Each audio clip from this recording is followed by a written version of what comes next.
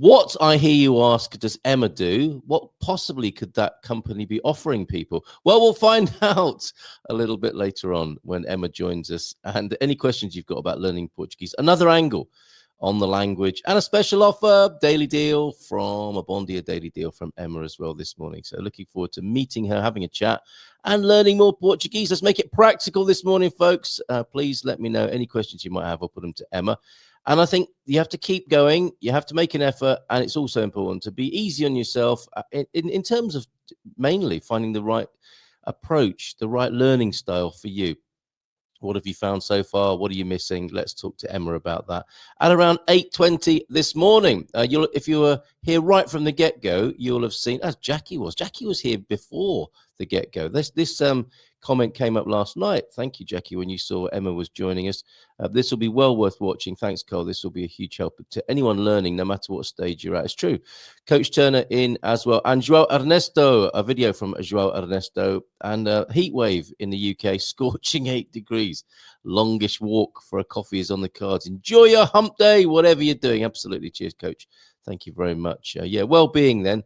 What you got for the seasonal cold? Chicken soup, duvet days, and just as I'm suggesting, a good cure or approach to having a seasonal cold is to take it easy. See you at the Storytellers for a drink at lunchtime. I'm not going for the whole lunch, but I'll be there for a drink. Looking forward to seeing Gumpers who are coming, some from all over the country, to be at the Storytellers lunch. Oh, and lovely, since I talked more about the event on the 15th, more confirmations coming in. People are coming from all over the world, it would appear, and certainly all over Portugal, to be with us on the 15th for that party.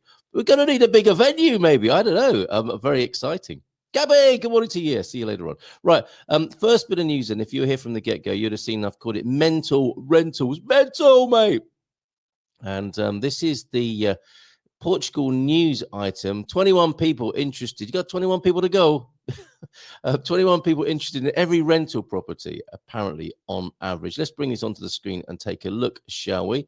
And this nice Nigerian gentleman who seems to be adorning the screen as well. Hello. Nice to see you here this morning. And 21 people interested in every rental property. Demand for rental properties in Portugal remains high despite increasing prices. I think they go together, don't they? The high demand drives the prices. And people still need somewhere to live. It's not like you can say, do you know what? It's too expensive. I'm not going to bother to live anywhere. Right. Okay. At the end of 2024, advertised homes for rent received on average 21 contacts. Now, I've heard of many more. And you might be lucky. You might meet the person. It's lovely when this happens, isn't it? When you meet someone who says, yeah, I've got a rental, or I'm moving out of my place. Do you want to speak to the landlord? It's all done and dusted very simply. And I've been lucky enough to experience quite a lot of that since being here in Portugal. But in the traditional market and the traditional way of getting a rental property, it's 21 people on average. Let's find out how they came to this figure, shall we?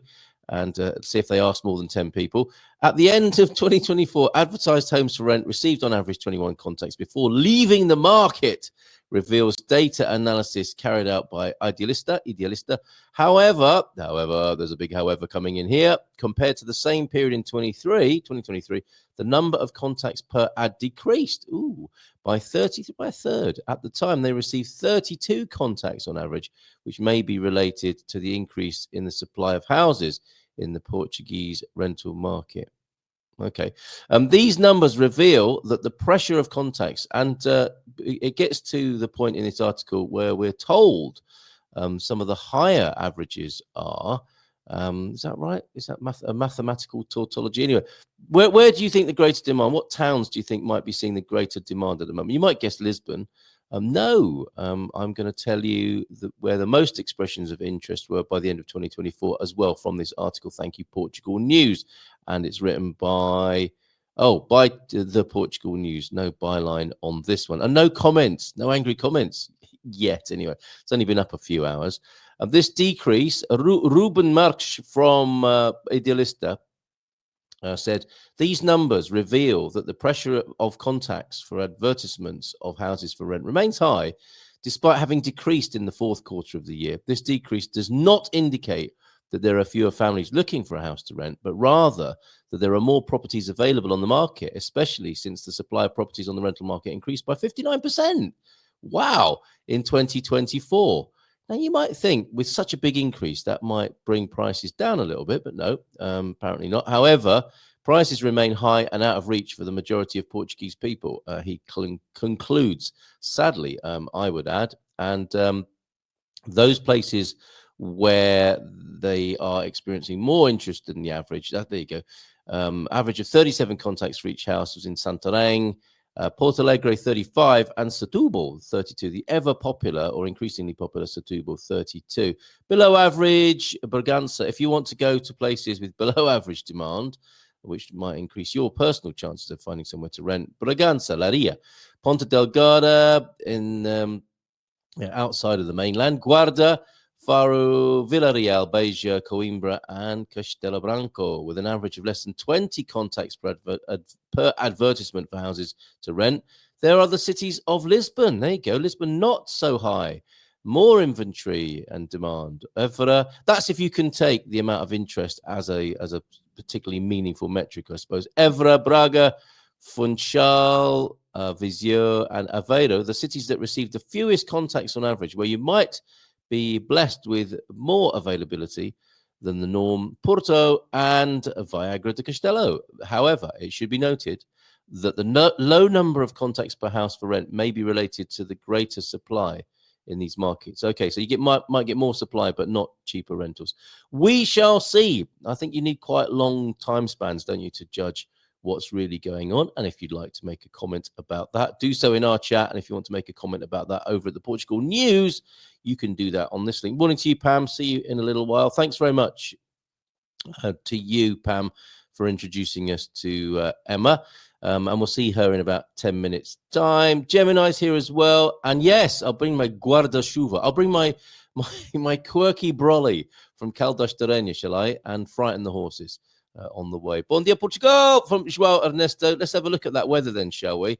Talk of 8 degrees in the UK. João Ernesto sent a beautiful video. I've got some video. Oh, and a few pickies this morning. Some weather-related video first of all then, and then we'll take a look at the Good Morning Portugal Spartan Effects weather. Great fun talking to Sarah yesterday and getting her counsel on what's going on in the currency at the moment. And then massaging our ears, as you do.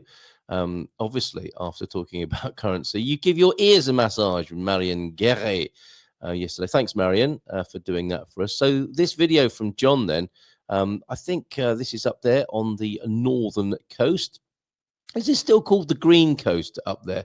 I don't hear that description so often, but certainly up beyond, I think, Porto, there's they call it the Green Coast, don't they? They've got a Silver Coast, not Gold Coast is in Australia, the Silver Coast and the Green Coast up there in the north. Not so much spoken about, but here's some footage, possibly from it, but certainly up north. Some blustery weather. Depression Evo, I think, still making his presence felt. So hold on a minute. That's my clip. Here's John's.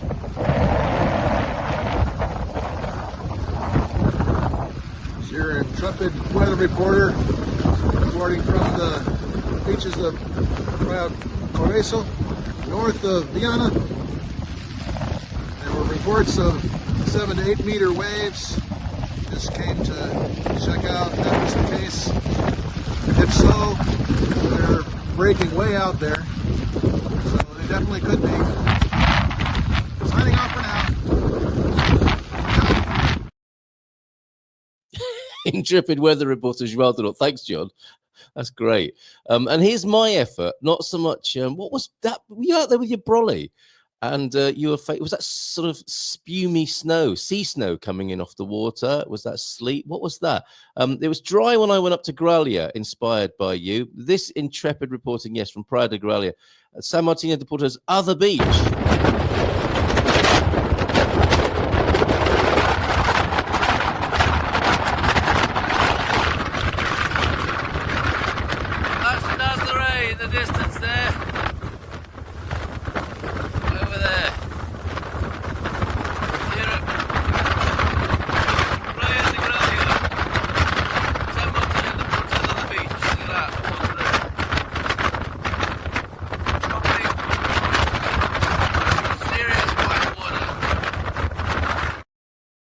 Yeah, some serious white water there. Quite amazing. I think we might have a few people in from Emma's community for our Portuguese language special this morning. Good morning to you. If you've not been here before on the Good Morning Portugal show, this is the Bom Dia Daily Part where we do a bit of news and weather. Language, of course, we'll be giving over to the next 40 minutes after about 20 past with Emma to learn more about the language. And for anyone who said, I really must learn more Portuguese this year, this is it. This is your moment. Get those questions. You know, I really must ask about this. I really must ask about that. See if you can trawl those questions from the back of your mind and share them with us this morning. And Emma and Pam. Pam will be talking about her personal experience. And Pam is such an inspiration because she really has taken learning Portuguese very seriously and can converse very well with native people, and is a volunteer, of course, in a project in Alcobaça, where I think you have to have everyday Portuguese nailed, and that, you know, I think it's a virtuous cycle, isn't it? You learn more Portuguese, you expose yourself to a situation where you need it, that gives you more on the ground tactical experience and vocabulary, and she's done an amazing job. She stands head and shoulders above us all, I think, with her efforts. So she is worth listening to about how she got to that place with her grasp of the Portuguese language. As has Mr. S. Mr. S, notable as well in enthusiasm and application learning the language. So well done, Mr. S. That's a muito bem for you. Muito bem. Yeah, you go. You get one of those, Pam. You get one of those, Mr. S. And John saying, yes, that was Praia de Careço, where I was. It was the rocky bit, just 100 meters south, and it turns into quite a nice beach. So there you go. Another one for the list there of nice beaches in Portugal. We're spoiled for those, of course. Praia de Careço, north of Viana, I believe. Mike, maybe see you later on at the Storytellers. I'll be popping in for a swift one a little bit later on. Yes, Gabby, and hopefully arriving without getting soaked. Yeah, if you're new to the show, please say hello. Let's have a look at the weather with you now. That's what we do every morning before we talk to our guests at 8:20 and 8:40. I'm going to go to our weather pages. And thanks for all the interest, actually, in the Valentine's weekend. It's really great how people are responding to that. It's going to be the first of many, I hope. Right, so let's look at that weather then and see what's going on. What I'm actually doing is looking for when there'll be an end to this rain and some sunny weather. Now, that was looking like it was going to be the end of the week. However, as I look at the screen now, yes, it's been moved. Oh, no, that was in Lisbon. Bit slightly sunny at the weekend, Saturday, temperature of 15. And Porto, Saturday is sunny. Coimbra. So that sunny weather is on its way. But then a bit more rain and cloudiness taking us into February. Yes, nearly February, folks. And we've got a sunny day planned in Faro. I want to say the weather people have 14 degrees tomorrow and sunny.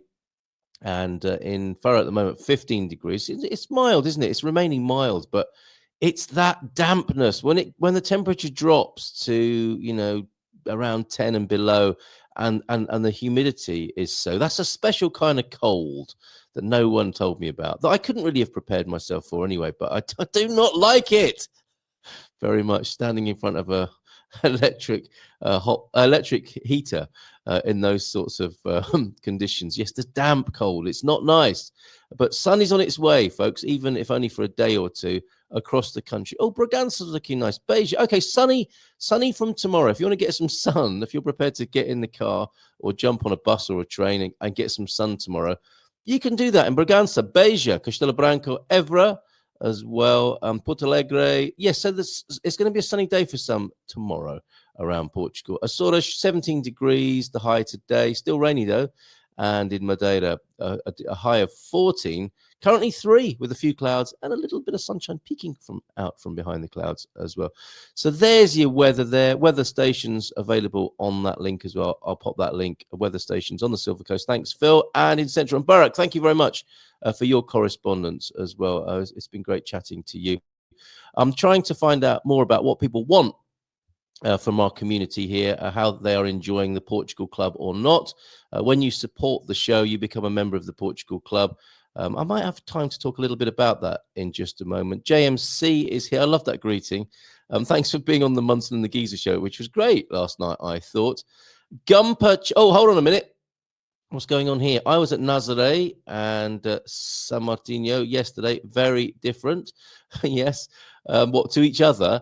And what's this? Do you want to learn about how to use caso, acaso, and por acaso? Se faz favor, bem-aja. Thank you very much. I've starred that up already. That's ready to go. Thanks, Mr. S. Gumper Challenge Project. Since Portugal is mostly coastline, we should have a show your waves local challenge. Go to your coastline and show us what your waves are like. Well, me and you have done that. Anyone else want to take part in that? 913-590-303. Wild weather in Visio today for the Quinta dos Três Rios. How you doing, Hugh and Jane up there? Bon dia, rapaziada. Thanks, JMC. Good to see you. We have that cold for 4 months in the UK. I don't like it either. But is it the wet cold? There's a See, I wasn't expecting it to be cold in Portugal. Forgive me for being so silly. And then when it is cold, some days you just don't feel like you can get warm. Now, there are tactics for that in the UK, aren't there? Like central heating.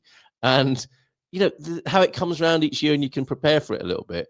There's a bone, I was going to call it a bone probing coldness here in Portugal on some days. That's really, I mean, you need your thermals on basically.